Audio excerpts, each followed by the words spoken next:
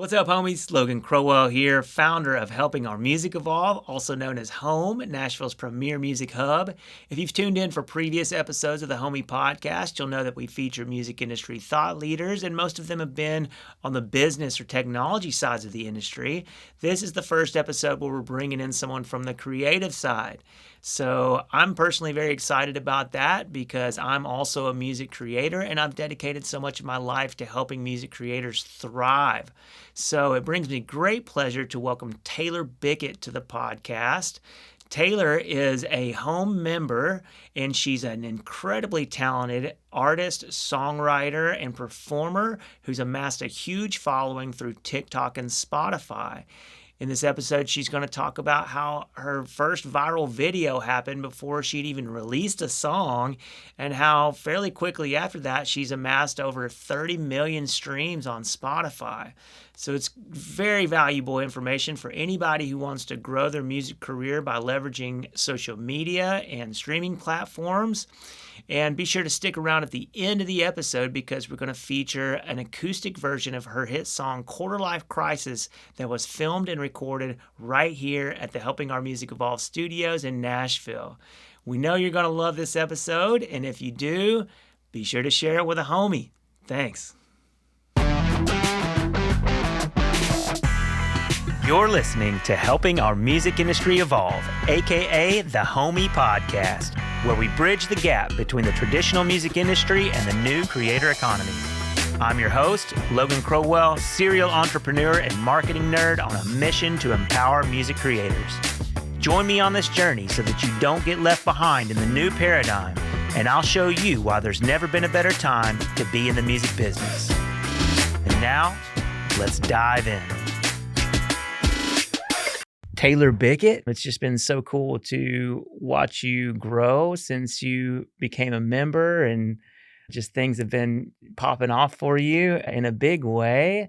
And so I just wanted to talk to you a little bit about that, get a feel for what that's like, and also hopefully get some very practical and valuable information for other people who may be listening to the podcast who are really struggling to break through and struggling to find their audience. Just real quick, if you can give me a little bit of a background before we dive into the deeper questions, I would love to hear if you can just tell the listeners like where you're from originally, what brought you to Nashville, and how long you've been making music. Yeah. Okay. So I'm from Indianapolis, a suburb called Carmel, and I moved to Nashville because I studied at Belmont University.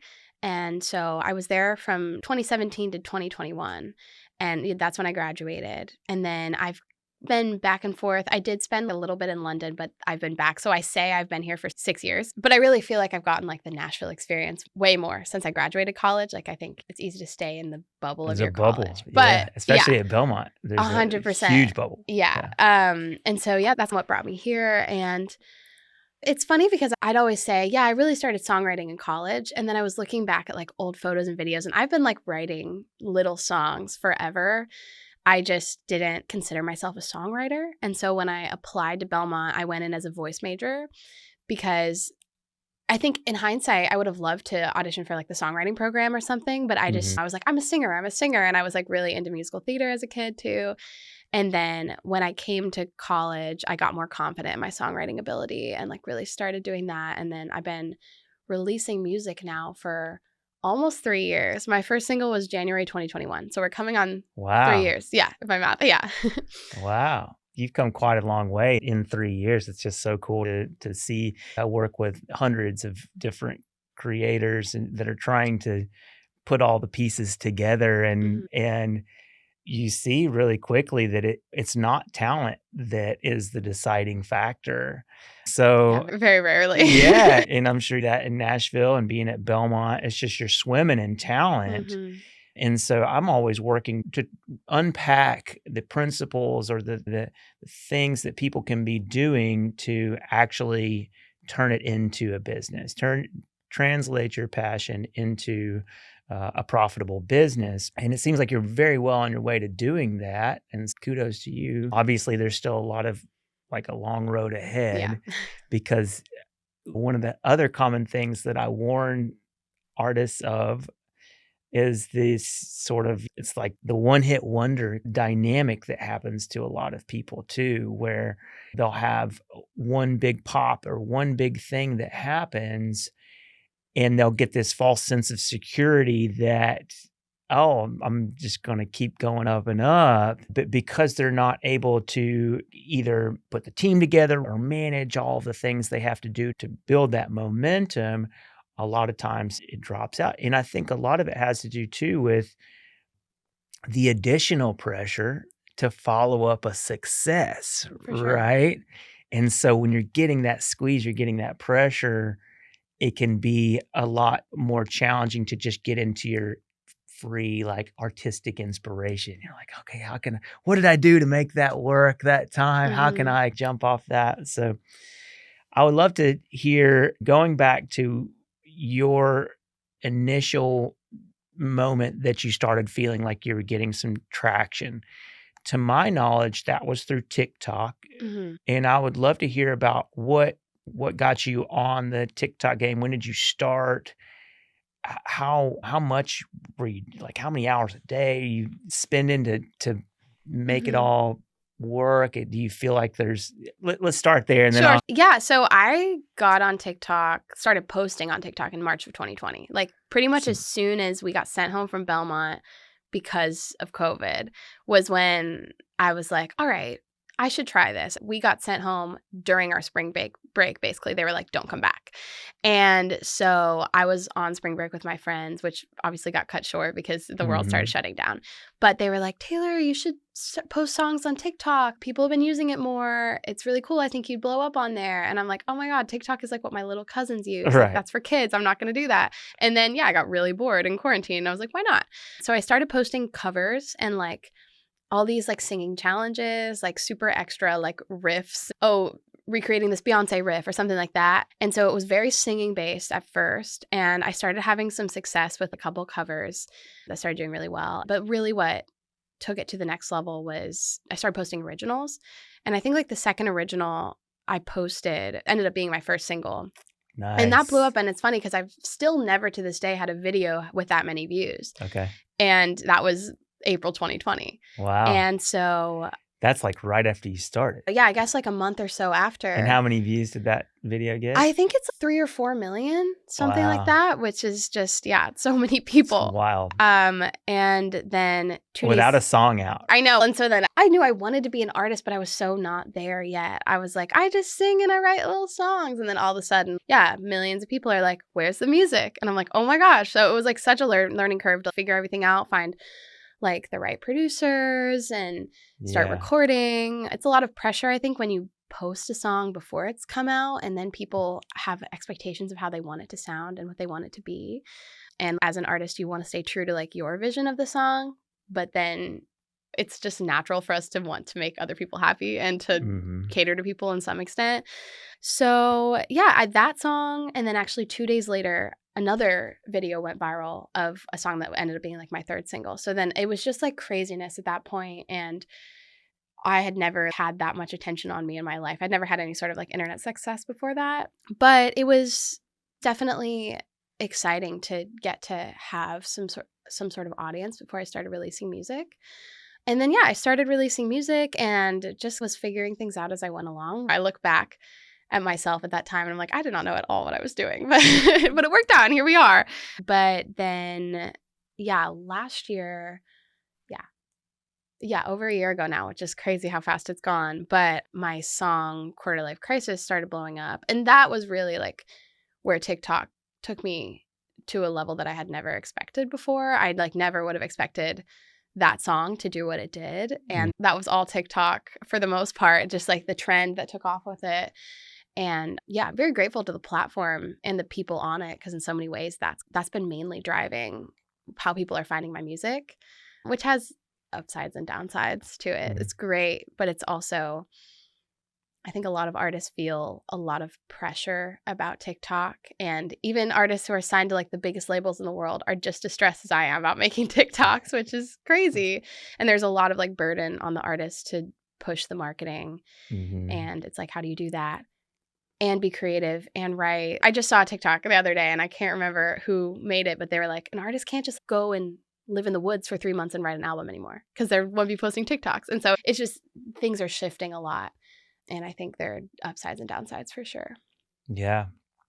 So when it comes to treating TikTok like part of your business, which is ultimately what artists are being told to do now, which in my mind is pretty crazy, especially when you've got, like you said, labels are like the whole rollout plan is for you to do TikToks on your own channel. Yeah, what's your job? Hold on.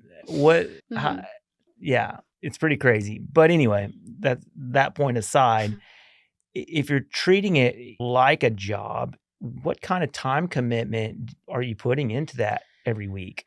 Yeah, so I remember when I first started and oh my God, I was so bored. I had nothing to do. Right, 'cause so we're I all was shut like down. hours a day and I would retake these videos until they were sounding perfect. And if I'd have something flat, I'd redo it and all this stuff. And now I have to say, okay, I only have an hour to make this happen. I'm busy. But at that time I was spending a ton of time on TikTok and I still do. It's a giant part of what I do. Like I try to post every day or every other day, sometimes multiple times, just depending on what I've got going on. If I've got a song coming out, I post more.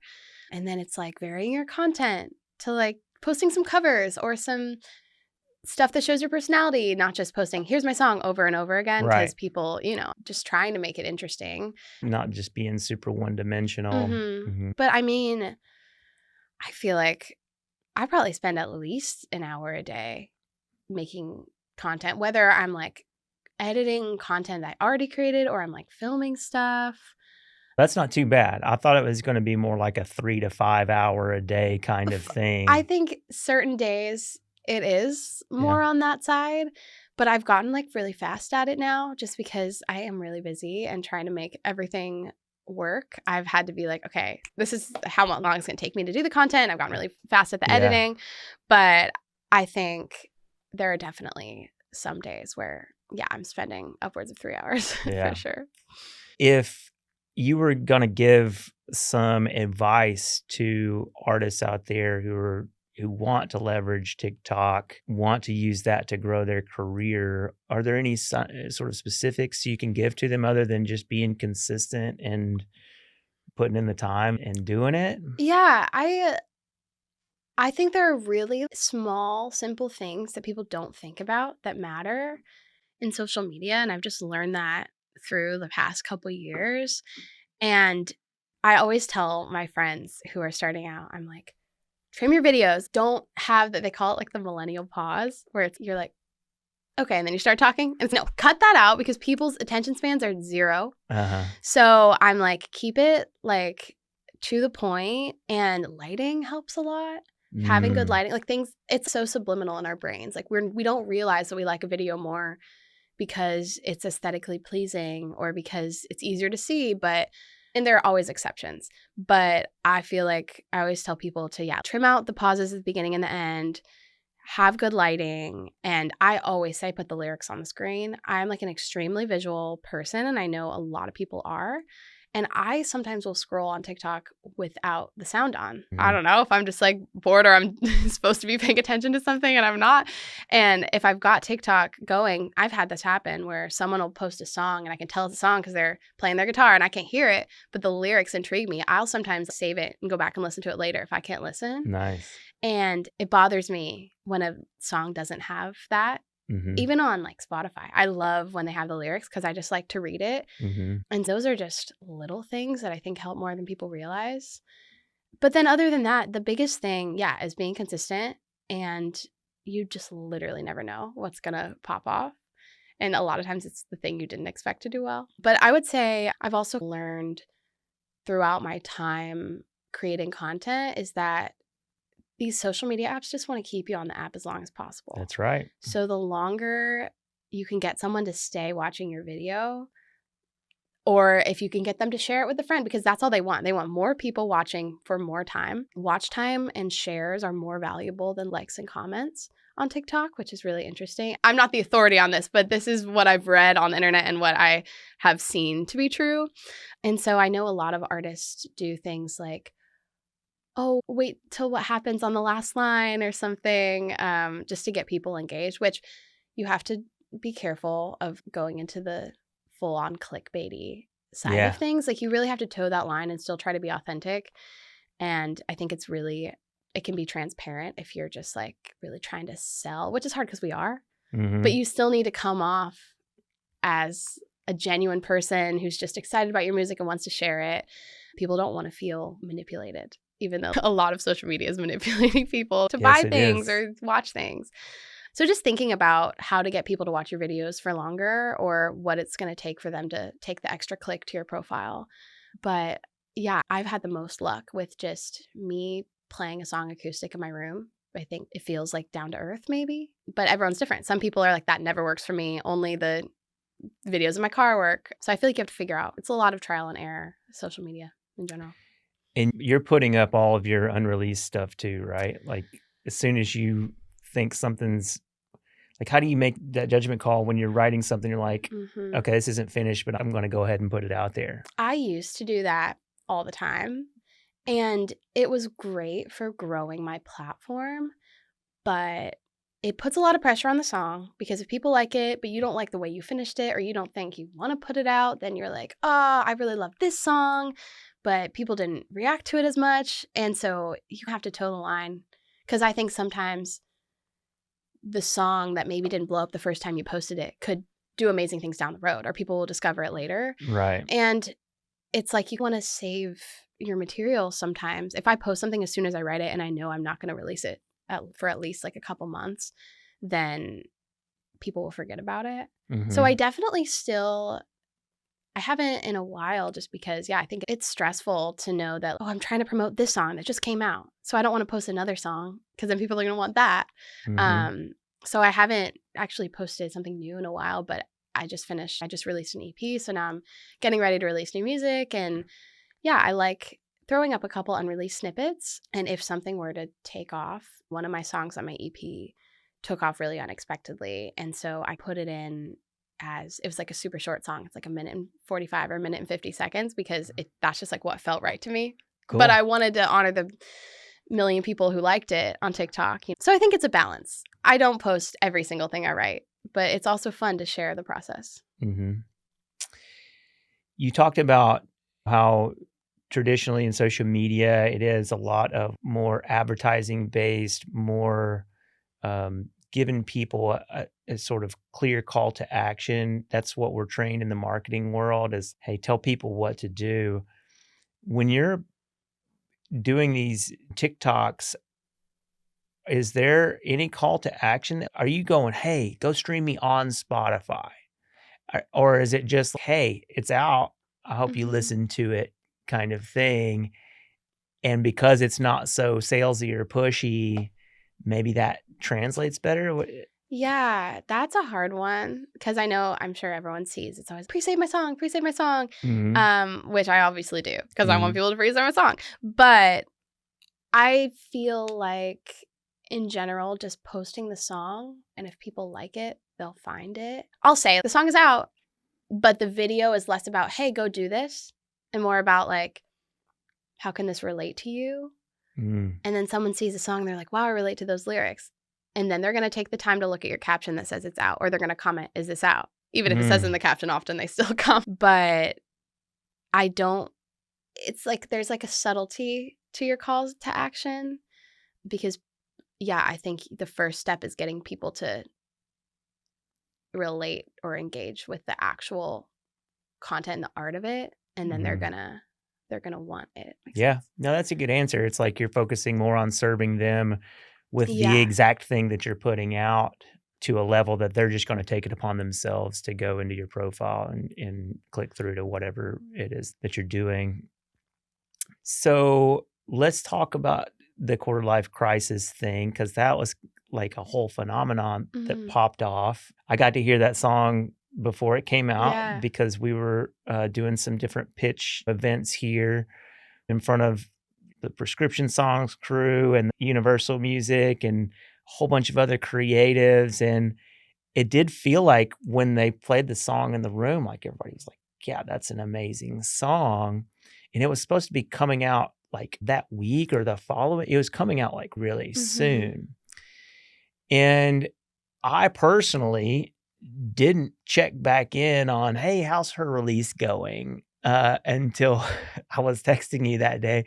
And I was like, I just happened to pull it. I was like, wonder, how she's been growing and stuff like that. And I was like, holy crap, this thing is just blowing up like crazy. Mhm.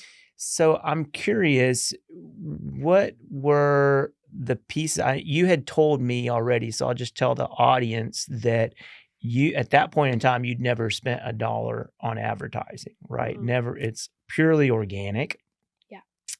And I want to say there for a minute, you were, as far as monthly listeners, which I don't think is the best metric, obviously, to judge somebody, but it is the one that's out in front for Spotify to add hype to the artist. And I think you were up to 1 million monthly listeners there for a minute. So obviously, you got some traction from the algorithm, which I could see totally coming from your TikTok fans. Because if they're going and engaging and sharing, that's going to make the algorithm really serve you. And that's what I always tell people is the most important thing on Spotify. And the reason that Spotify is such a big opportunity is to get that algorithmic traction. But of course, everybody wants the curated playlists, right? They want the editorial. So you got several editorial shout outs too. Did you see that happen like right after you released it? Or was it something where your fan base, it felt more like your fan base kind of triggered a lot of the growth? And then the editorial team was like, oh, maybe we should shout this out. Any Yeah. kind of insight there as far as how that played out? Yeah, it was a little bit of both. I got super lucky in that the song started taking off and the trend started taking off on TikTok literally, the week before the song came out.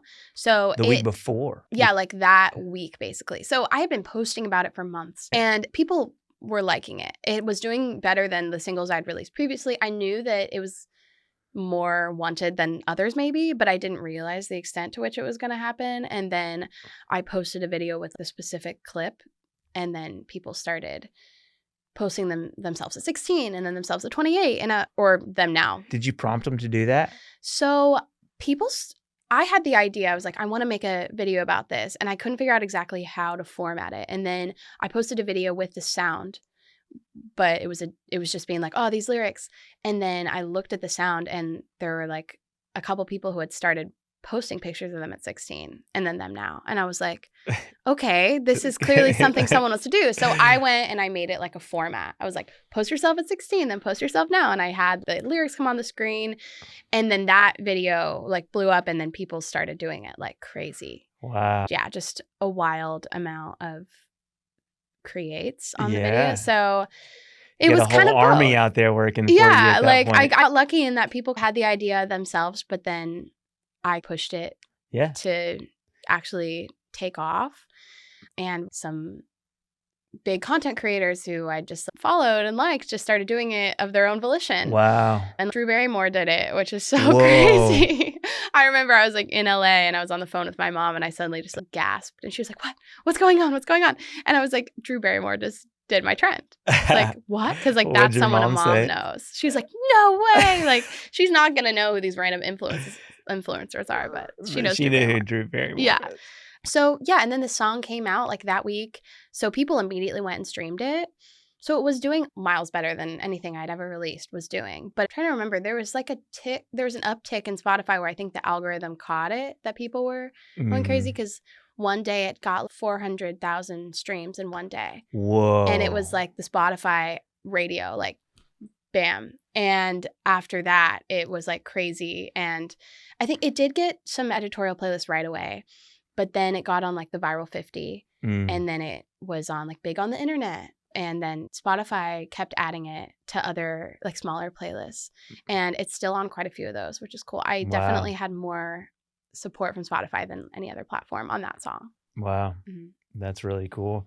Do you feel, because they always say just use the pitch tool, right? Use the Spotify for Artists pitch tool. do you feel like you did anything different that time, or did you have anybody on your distribution team that might have sent it up the flagpole, so to speak, or Yeah, I think it definitely helped that it wasn't just me pitching it. I had used a distributor called Canvas, and they're part of Symphonic. okay. They had been pitching more personally my songs for the past like 4 releases, but still very little editorial support until it blew up on TikTok, because I think that's what they're looking for. Mhm. And absolutely having somebody pitching for you helps a lot. And I had friends just like out of the kindness of their heart be like, hey, your song's popping off. I'm going to email my friend who works at Spotify, or I'm going to email this person. And so I definitely had people in my corner. Cool. But I think the main thing was it was blowing up on TikTok. Yeah. Like that's the reason. They Yeah. could see the data. Mm-hmm. Yeah, they could see that people wanted to hear it. For And sure. they're listening to it over and over again. The algorithm is the thing that you really want. The editorials are great.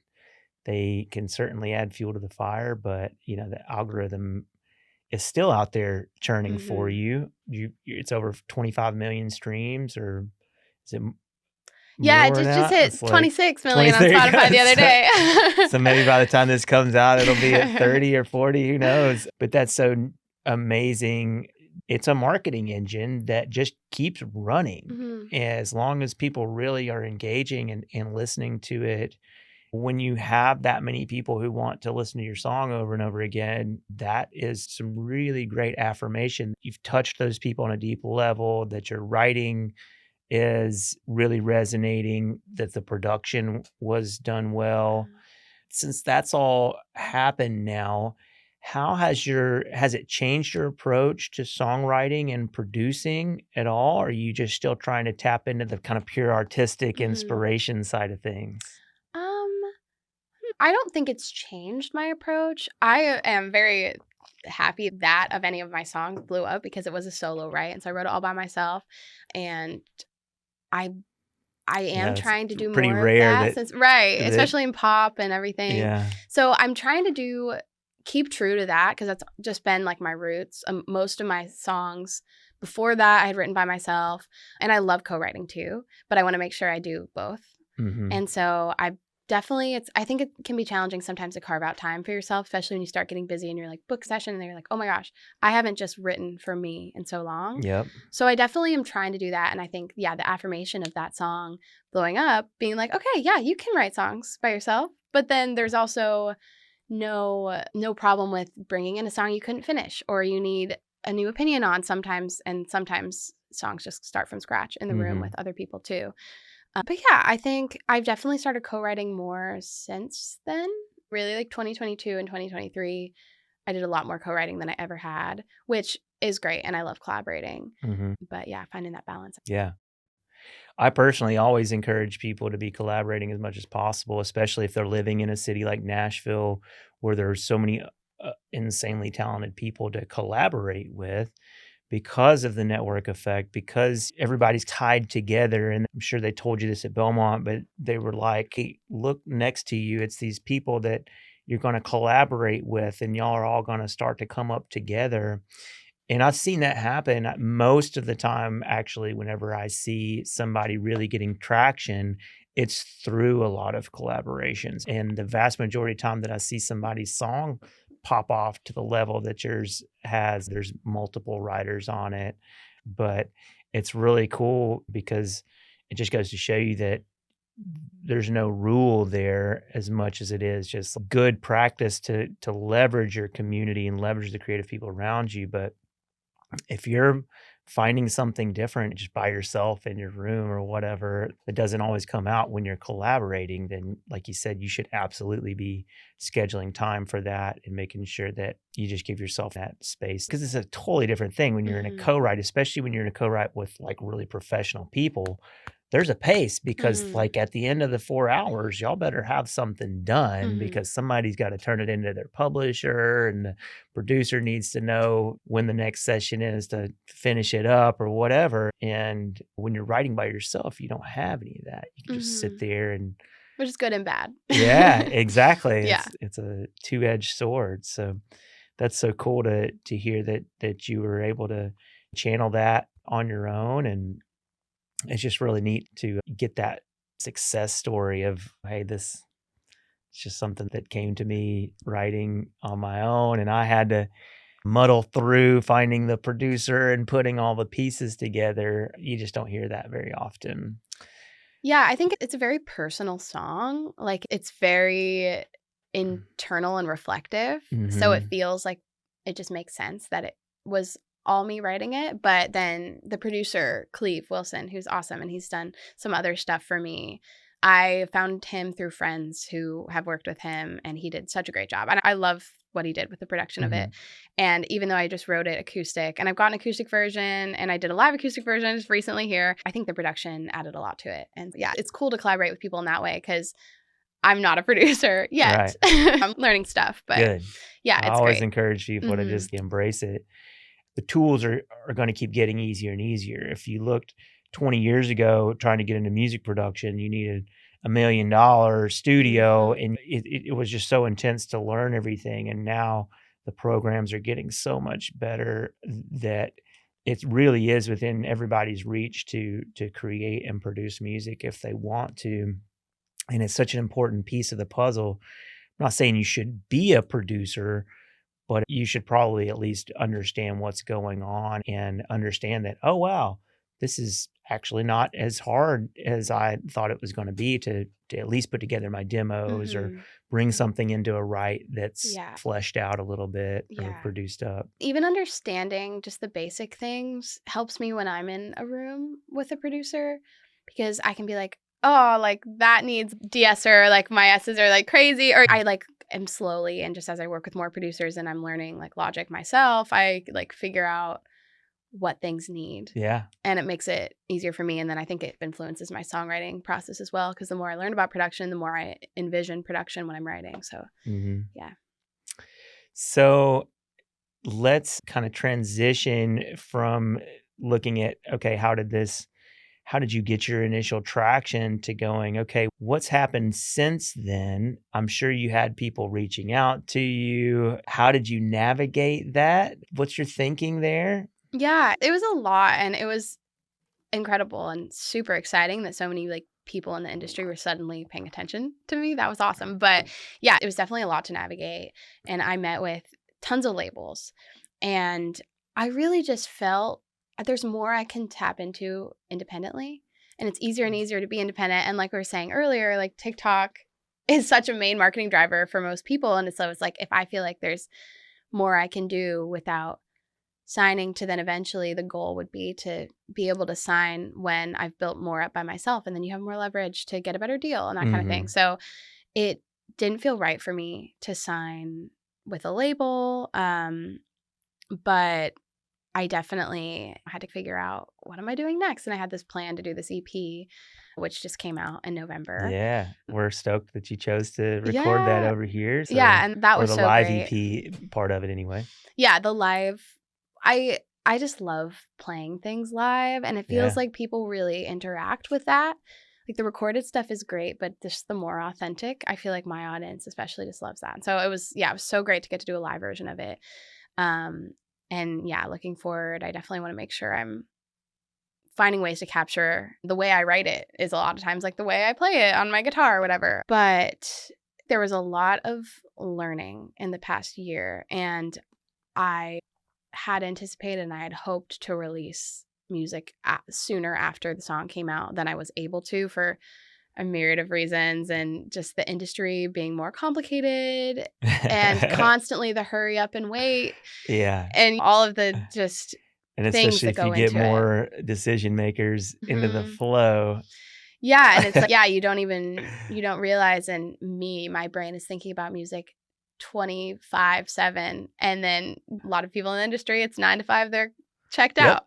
So, things move sometimes slower when you've got more cooks in the Absolutely. kitchen, but there's also benefits to that as well. I think I learned a lot about the industry, and now I'm like, I gotta make sure I've got all my stuff planned ahead of time as much as I can because I don't want to have gaps in my releases. I want to be ready to go and giving people content because Yeah. they deserve it. Like they're listening to Yeah. my music and I want to give them more. And I have so Yeah. much to share. So That's beautiful. yeah. That's great that you're keeping a sort of heart of service about what you're doing. I always encourage artists as much as possible to kind of focus in on that like you're serving the world through your art that you're putting out there.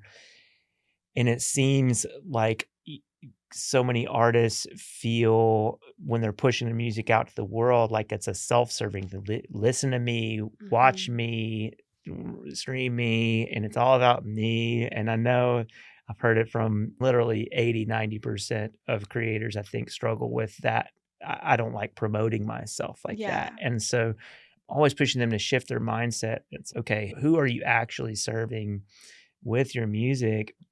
And that's why I think it's so important to identify your fans and especially your super fans. Think of these people. This is a real human that is getting an immense amount of joy out of something that you channeled from the ether. Mhm. It's an amazing thing to be able to do. And if you can think about it like that, and you can think about how you can serve them at a higher level, then it's such a better headspace to build a business from than going, oh, it's all about me and they're here to see me. No, I'm here to serve them. Right. Totally. Right. I mean, yeah, people always say it's so embarrassing. And it is embarrassing to post and be like, listen to this. Hmm. Isn't this good?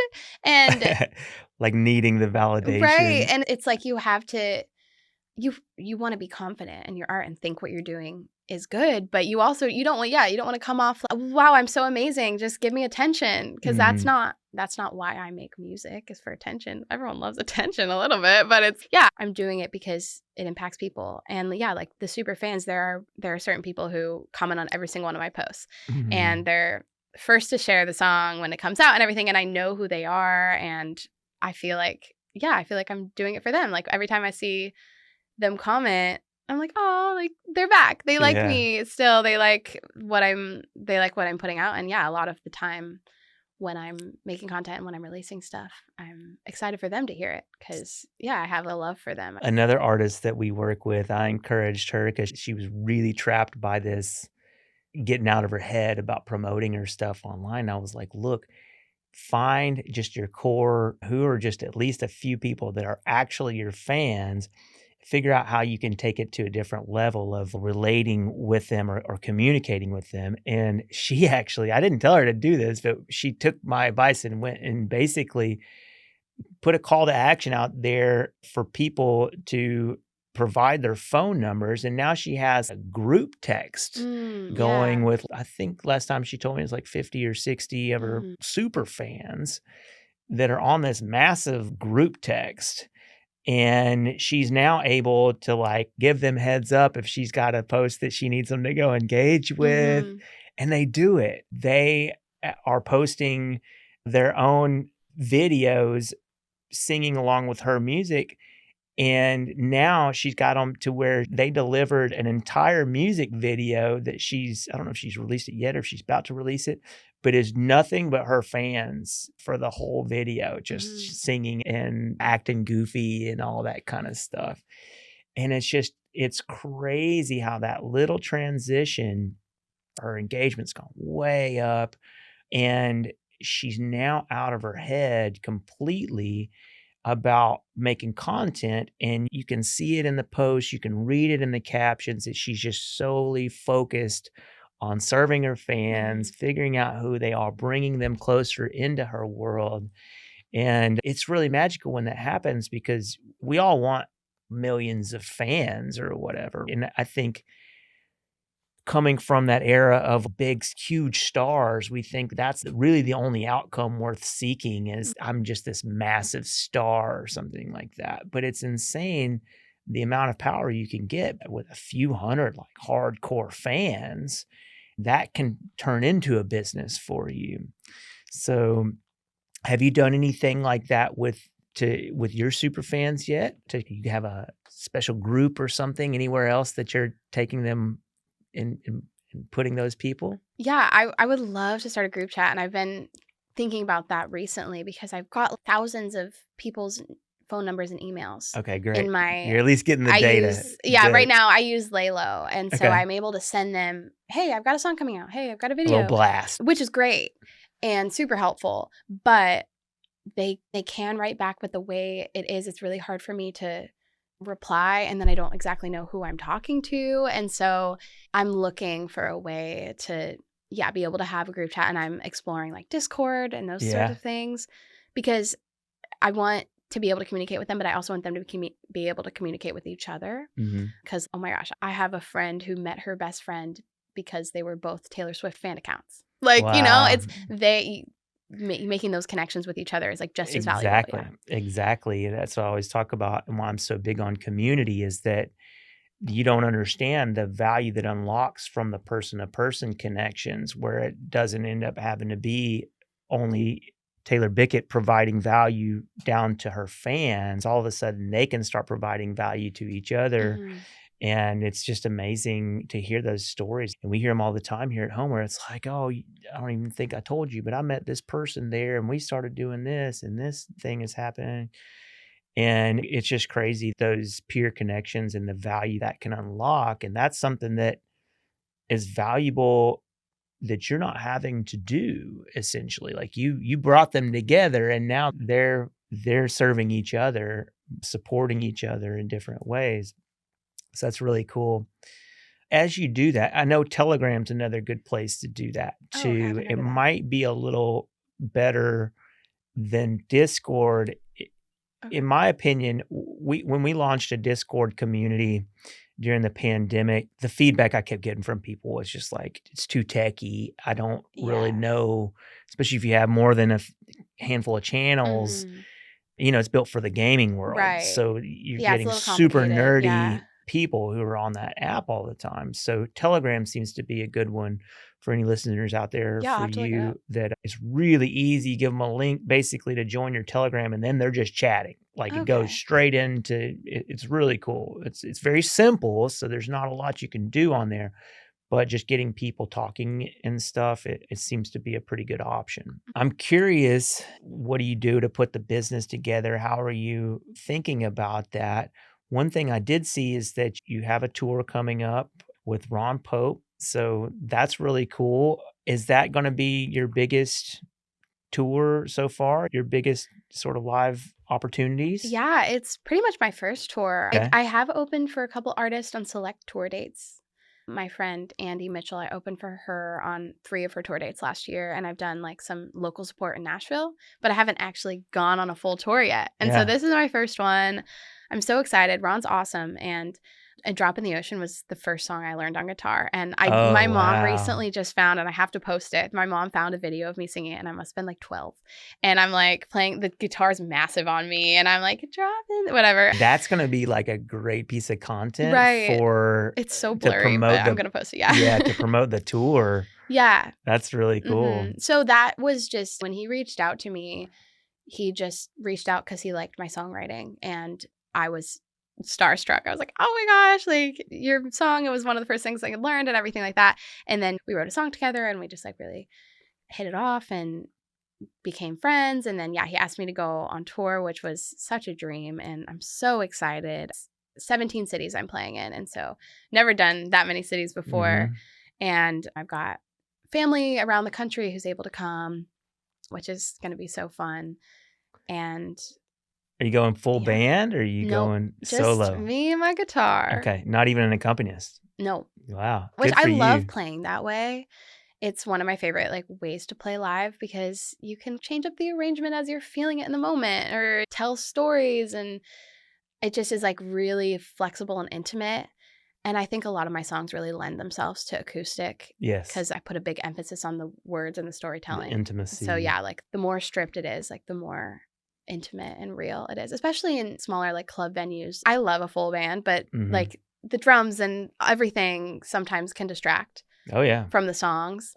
So I'm so excited to eventually do full band tours. right. Absolutely. But I think it's a cool opportunity to do acoustic. And Ron is actually doing like a stripped down version. I think he has 3 people in his band. And so it's just more of an acoustic vibes tour. Cool. Hmm. Yeah, I think that's great if you can captivate an audience solo or stripped down acoustic. It's way easier to add instrumentation and Hmm. production on top of that. It's not as easy to go backwards, where you're True. used to having the band behind you and somebody's, okay, can you do a solo set or something? You're like, You're like, "Oh." hold on. Yeah. And I don't, it's like all of a sudden I don't have the support that I need to do that. Mhm. So that's really cool that you're working it up that way and that you honestly feel comfortable enough to do that. And you play guitar and piano, I right? do. Yeah, so I'm not bringing a piano, but I Okay. may be, like, borrowing Ron's for a couple songs. Okay. Haven't worked out exactly what my set is, but I have the basic skills for guitar and piano. I play a lot of open tunings on guitar, so it's, like, easier, and Uh-huh. some basic chord shapes on piano. I'm not, like, a savant in any way in those areas, but I have a lot of experience accompanying myself now, and I've played some of these songs so many times that they're just ingrained in me at this point. Uh-huh. I But guess that's yeah. an advantage too. If you have the potential to perform like that solo, doing so many TikToks where you're just playing straight at the camera, it's almost like you've spent thousands of hours, I'm sure, just practicing that solo kind of arrangement. Mhm. So that's really cool.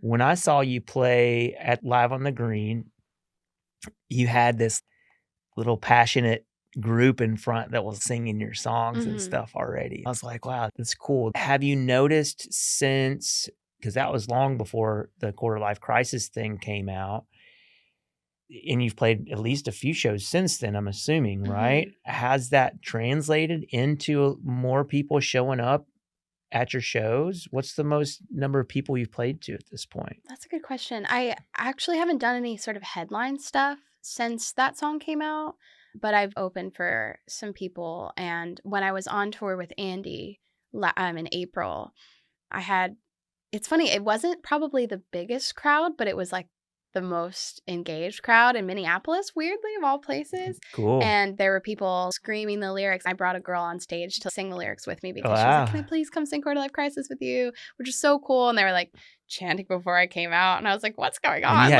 Like no idea that a bunch of people in Minneapolis No, just were, not like, at waiting all. for you to show up, Yeah, which basically. that was so cool, and That's beautiful. they were also there for Andy, who's an amazing artist Sure. too. But yeah, I definitely had some people come and say, "I came as soon as they found out you were opening."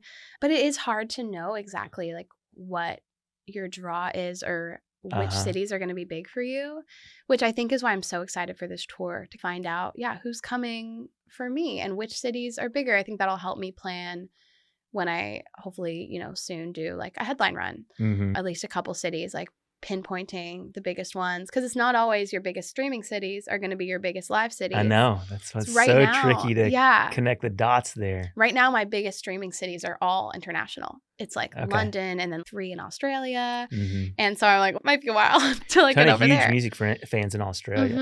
Hmm. Mhm. So yeah, I think I'm really new to that touring world, and I've been playing shows for a long time, but touring is going to be a whole new experience. So Mhm.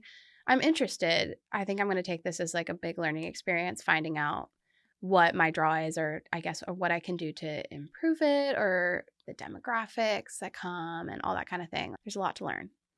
No agency on Not board yet. yet, but Mm-mm. I'm sure you're talking, right? Yeah, I'd love to get that part of my team locked in. Cool. But yeah. It's so tricky to put it all together. You Hmm. do see it happen without agents, but it's typically like a rock band or a jam band or something like that where they're just, like, living on the road. They just don't ever Yeah. stop, Hmm. and they're fine with sleeping in a van. They don't Hmm. care to eat bologna sandwiches every day or whatever and, Yeah. like, just go after it, and, if they're hitting the same places, they can start to really build traction and reverse engineer, so to speak, like, getting the right agent and getting the right promoters to take note of them, but being that you're in a music town and you're obviously building a buzz here, there's lots of good agencies, I'm sure, that would want to help you with that. And yeah, I probably don't have to tell you this. You've probably worked the numbers a little bit, but it's like going on your first headline tour, especially if you're taking a band with you.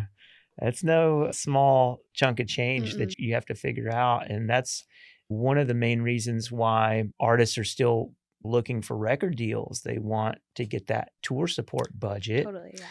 It's a very strange thing because it's okay. So I'm like borrowing my own money Mhm. from you to go and do this tour. Sometimes they want to get cut in on tour revenue and stuff like Mhm. that. And historically, live music is the place where artists make most of their money. Mhm. Is that something where you're like, okay, I have to figure this out next? Is that kind of what you feel is a big part of your next year or so? I think, yeah, I definitely want to figure out how to make that possible. And I've just arrived in the mail my first like ever merch. And I know that like merch can help a lot offsetting the Big cost time. of tour. I would love to continue to do more support slots too and be able to build things that way before I go into the headline tour thing, which is, yeah, it's just a massive monetary commitment. I know that people do it without labels and without Yep, tour they support. do. And I guess we'll see where I end up. But I'm a very independent person and I don't like to be beholden to anyone. If there's ways I can keep my rights, keep independent, do things by myself, not by myself. Right. Obviously, teams of people helping me and people who support me. But yeah, I know people who are independent and do tours. Like Ron's a great example of someone who's been independent for a long time and he's touring and stuff. Yeah, I'm interested to see how that all plays out. And I'm gonna have a lot to learn in that department for sure. But you're definitely leaning into the live side. You want that to be a big part of your career. I'm so excited for this tour. I've been Okay, dying to go on cool. tour for like, I mean, even longer than Quarter Life Crisis came out, but this is, yeah, so the next step for me. It's my favorite thing to do is play live. So Awesome. I'm ready. Yeah. Very cool. You've said a couple times that you're starting to get very busy, Mhm. right? And you're starting to feel a lot of pressure. But what kind of self-care practice? How are you making sure that you stay in a place just mentally, emotionally, physically to where you can show up each day and perform at that level? Yeah. I think sometimes go in and out of doing really well with self care and then not prioritizing it enough. And I think that can be really challenging when you're being an artist is also like being an entrepreneur and like being your own Exactly. boss and your own time manager and everything is really challenging. And I think too, the social media aspect of it can feel so overwhelming because every moment that you're not posting a TikTok, you're like, what if this was the moment I posted a TikTok and then it blew up and changed my life? And so you're like Oh never gonna no, break there's from like the mind, yeah. like it's that untapped potential. Like you have to draw the line somewhere. You Mhm. can't just Burn yourself out. exactly. So yeah, I mean, I definitely try as much as I can to stay realistic about what I can achieve and not beat myself up if videos don't perform well or if my social media because I there's only so much I can do to control that. There's algorithms and there's people and it doesn't mean anything for my worth, but it's so hard to it's more easier said than done Mhm. to not let that affect you and your like self-confidence. Um and I love to dance. That's an exercise and music in one. It's like I go to dance classes, Cool. which is like a fun way to let go and then also take care of your body and But you stuff. don't dance on TikTok, do you? No. I'm Do you not ever see good. yourself working that into your live performance or anything? Yeah, I would love Cool. to eventually one day be a pop star who's up there dancing. I think that's so fun. And I was in theater and I did dance and I'm not gonna be doing like triple pirouettes, but I can do choreography and Yeah. I've been writing more poppy songs that I'm like, oh, this could have a dance one Yeah. day. So yeah, I'm definitely open to that. And sometimes I'll go to dance class and be like, just prepping for the world tour, like, which it just makes it fun Uh-huh. for me because it's sort of aspirational, but you're being active and everything. And yeah, just like forcing myself to shut it off and go spend time with friends. Yeah, so People are important. like so important to my self-care. I feel like when I am in a bad place, I isolate myself Mm. and it just makes it worse.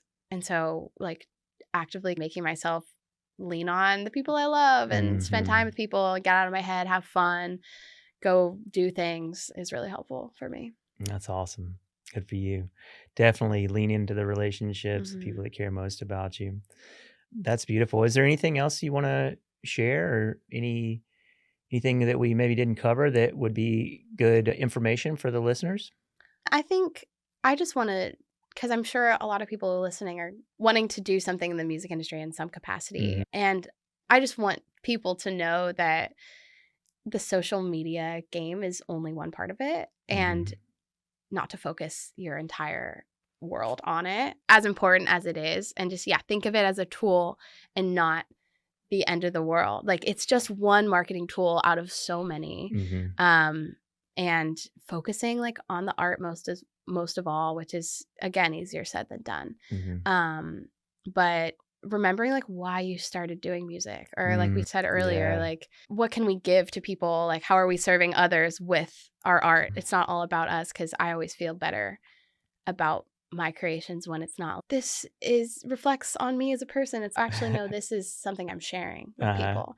I feel like that helps me get perspective, and I struggle with that a lot. I think all artists do. So when I've gotten in my head about the social media game, my art has suffered. And then if I take a second and just let myself create what I want to, a lot of times that does well on social media. So it's like you have to, it's like let go in order for things to happen, which, as like a little bit of a control freak, I just want to grab on. But you have to, just trust yourself and what you create and everything like that. So how can people find out more about you? And it's Taylor Bickett. But do you have a specific place you like to send people? You can find me on any streaming service, and I'll tell everyone what I tell every doctor's office and everything. It's Taylor Bickett, B as in boy, Ickett. And that's my username on Instagram, and then TikTok is at Taylor Bickett Music. But then it's just my name on all the streaming services. And I just released an EP called Grown Up and Lonely. So definitely, if you're looking to get into my music, start with that, because it's my most recent release. I'm really proud of it. And I also released the live version, which I filmed here at home, and that's on my YouTube channel. I think it's at Taylor Bickett Official, but if you just look up Taylor Bickett, it'll show up. So check that out for sure. Awesome. Thank you so much. I'm terrified of rejection, but I get high off attention. I drink my coffee light, cause I'm not fucking pretentious. Say that I read for fun, but haven't read in months. Say that I'm settling down, but I blacked out at brunch. I swear 16 was yesterday, but now I'm closer to 28. I'm focusing all of my energy on just staying awake. Oh, I don't mean to keep making it about me. Everybody feels like this at 23. I know I'm not unique, but I'm a drama queen. I don't know why I'm surprised. It's just a quarter-life crisis. I'm constantly symptomatic. Mom says it's psychosomatic, that I'm the girl that cried headache. I'm melodramatic as hell. Where's all the talent that I had last decade? Another gifted kid that burned out in the 10th grade. Swear that feels like yesterday. I'm just a tired old cliche. I'm focusing all of my energy on just being okay. Oh, I don't mean to keep making it about me. Everybody feels like this at 23. I know I'm not unique, but I'm a drama queen. I don't know why I'm surprised. It's just a quarter-life crisis. Oh, oh. It's just a quarter-life crisis. And I just found out that someone from my high school is dead, and another one is married with a kid, and the rest are all lying on the internet. I fall for it every time. It feels like I'm falling behind. I don't mean to keep making it about me. Everybody feels like this at 23. I know I'm not unique, but I'm a drama queen. Whoa, I don't mean to keep making it about me. Everybody feels feels like this at 23. I know I'm not unique, but I'm a drama queen. I don't know why I'm surprised, it's just a quarter life. Everybody feels like this, it's a quarter life. I don't know why I'm surprised, it's just a quarter life crisis.